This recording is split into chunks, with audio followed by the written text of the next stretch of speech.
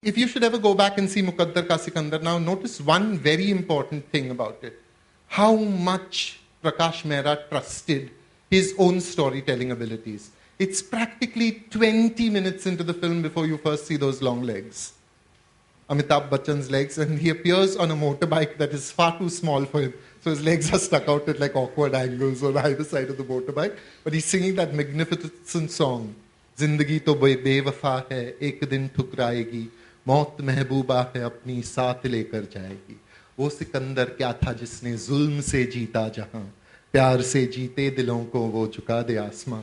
And he picks up, what does he pick up at that point? Come on. वो झुका दे आसमान, bends over. The Air India Maharaja.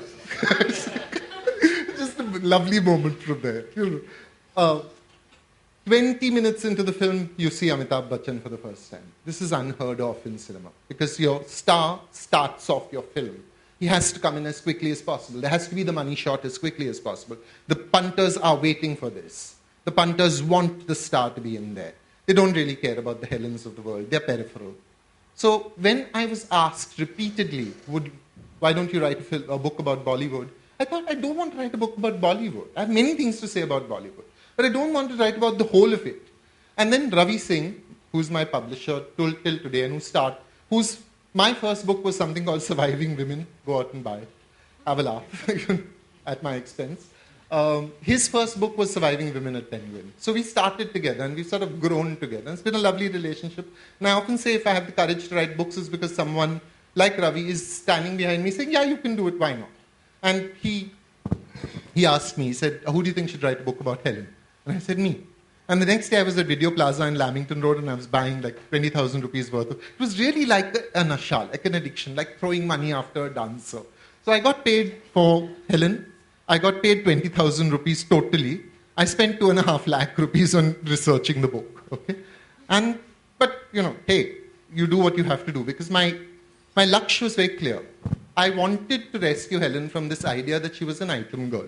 She was not an item girl. She was a moral pole in the universe of Hindi cinema. So it was very important to have like that Sati Savitri that they keep talking about, the woman swathed in white, the Abhagan, is bhari duniya mein main kahan jaun, who went from her father's house to her husband's house, and everything outside was like terrifying. And in comparison to her was the free-floating signifier that was Helen. You remember the beginning of Teesri Manzil? Teesri Manzil has this magnificent, like, kind of art deco titles are running, and then a shriek breaks the night, and then a woman has fallen to her death. And then Shami Kapoor goes running up, and from the background there is a voice. Tumhe wahan nahi jana chahiye, Rocky. Helen in furs with long gloves right up to here, holding a cigarette and suggesting, Tumhe wahan nahi jana chahiye, Rocky. So I'll read you one dialogue. But I need a woman's voice. Will anyone play Helen? Come on, somebody play Helen. Abhijit. Okay, I'll have to play both of them. Yeah. What is really important about Helen is that she never alienated the woman in the audience. It seemed to be like she had this ability to not challenge women. It was a kind of ability to say we coexist. You with your morality and I with my naughtiness, we coexist. This is from this piece of dialogue that I'm going to do rather inadequately because no one can do, when you have Rajesh Khanna and Helen in the same scene, things are really quite strange. Because Rajesh Khanna is not like the most male of males. And when Helen is really the uber female. Andy Warhol once described drag queens as ambulatory archives of womanhood. And really, Helen was the ambulatory archive of womanhood. She was not a woman, she was an uber woman. She was the distillation of woman.